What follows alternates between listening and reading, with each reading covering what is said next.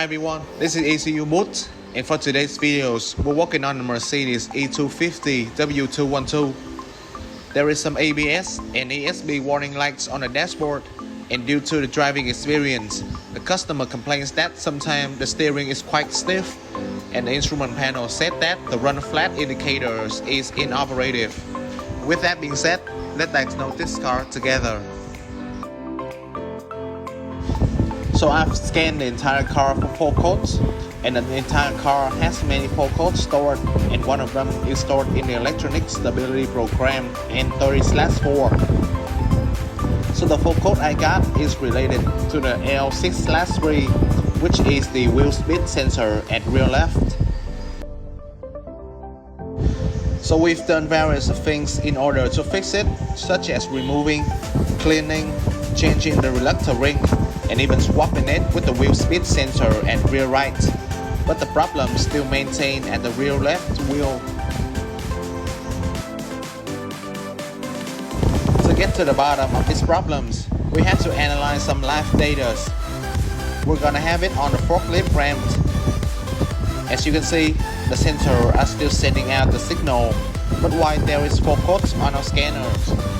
At this point, I think many of you would go ahead and replace the sensor, but I will give you an example of what a faulty sensor will give us.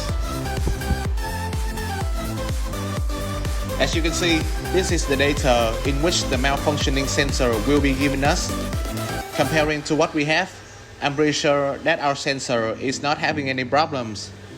In this case, it's our previous customer who has the same issues, but his sensors are broken, resulting the output value are significantly higher than others.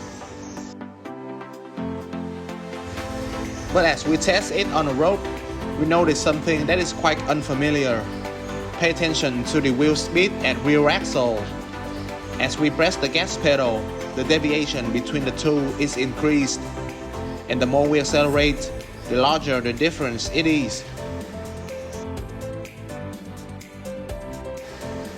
After eliminating all possible causes like the faulty sensor, broken reluctor ring, or short circuit in a wire, it all comes down to the wheel itself. Having checked the maintenance history, we found that the rear left tires has been replaced to a new one, and the customer said that the problem started to appear after the replacement.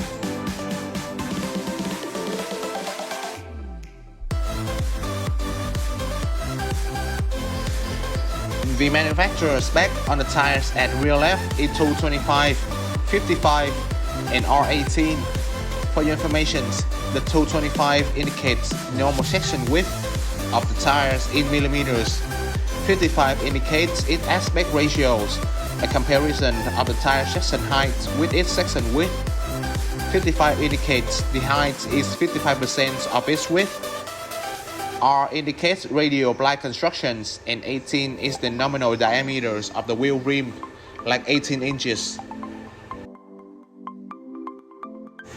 And with that being said, I'm going to show you the spec of a stock wheel. It's 245, 40, and R18. So the rear right wheel is smaller than the rear left, resulting the fluctuations in speed between them. The ESP recognizes this problem and therefore triggers the warning lights on the dashboard. Now, we're going to replace it with a homologous one and take a test run to see whether our problem is disappeared.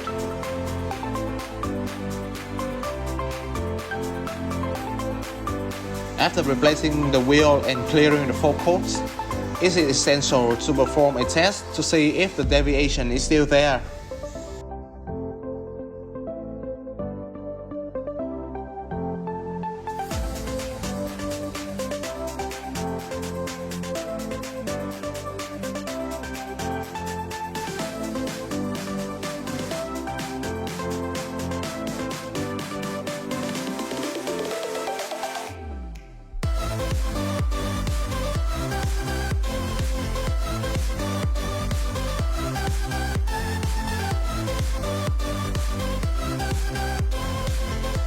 As you can see, the speed in four wheels is evenly with each other.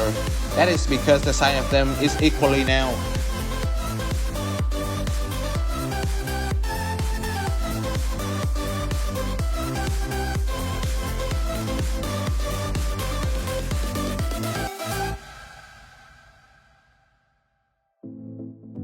So we're taking a road test, and as you can see, there's no warning lights on the dashboard anymore, and the car is back to normal. In conclusions, we're having a problem with the ESP system, and it relates to our wheel size at rear left on the Mercedes E250 W212. After diagnosing and replacing the tire, we no longer have any DTC on our scanners, and everything is back to where it should be. If you have any questions, feel free to contact us and we will help you as much as we can. Till then, we really hope you enjoyed today's videos. Thanks for watching and see you next time.